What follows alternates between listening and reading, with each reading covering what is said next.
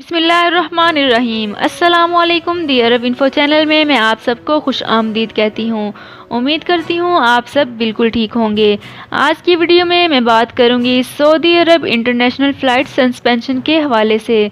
जैसा कि आप जानते हैं कि सऊदी अरब ने अपनी इंटरनेशनल फ़्लाइट्स को एक हफ़्ते के लिए सस्पेंड कर रखा है। Saudi Arab ministry of interior के मुताबिक फ़िलहाल तक के लिए ये सस्पेंशन एक हफ्ते तक का ही है, लेकिन इसमें कमी बेशी के चांसेस भी हैं। अब बात करते हैं कि क्या 2 दिन बाद इंटरनेशनल फ़्लाइट्स ओपन होने के कोई चांसेस हैं या नहीं। साथ साथ बात करेंगे उनके बारे में जिनके अकामे एक्सपायर होने वाले हैं, जो छुट्टी पर जाना चाह रहे थे, इनकी फ़ाइनल एग्जैक्ट एक्सपायर होने वाले हैं। पाकिस्तान से जाने वाले लोग जिनकी छुट्टियाँ एक्सपायर होने वाली हैं, उनका क्या होने वाला है, ये सब डिटेल से बताऊँगी। लेकिन उससे पहले अगर आप हमारे चैनल दी अरब इन्फो पर नए हैं तो हमारे चैनल को सब्सक्राइब कर लीजिए, वीडियो को लाइक कर लीजिए, वीडियो को मुकम्मल देखने के बाद अपने दोस्तों के साथ शेयर कर लीजिए, बेल आइकन को ज़रूर प्रेस कर लीजिए ताकि हमारी हर नई आने वाली इन्फॉर्मेटिव वीडियो सबसे पहले आप तक पहुंच सके। सबसे पहले आप लोगों को क्लियर कर दूं कि 2 दिन बाद इंटरनेशनल फ़्लाइट्स के ओपन होने के कोई भी चांसेस नज़र नहीं आ रहे।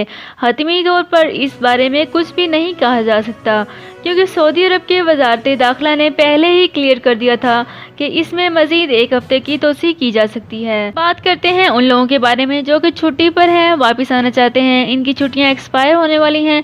इनको किसी भी किस्म की परेशानी उठाने की ज़रूरत नहीं है, क्योंकि इनकी जो छुट्टियां और अकामास एक्सपायर होने वाले हैं, ये सब जो कि आलमी वबा की वजह से बंद हैं। फ़्लाइट्स और लोगों की छुट्टियां और अकामास एक्सपायर हो रहे हैं, तो इन लोगों पर किसी भी किस्म का कोई भी जुर्माना आयद नहीं किया जाएगा। इनका data automatically ministry of interior के डेटाबेस में फील्ड किया जाएगा, वहां अपडेट किया जाएगा।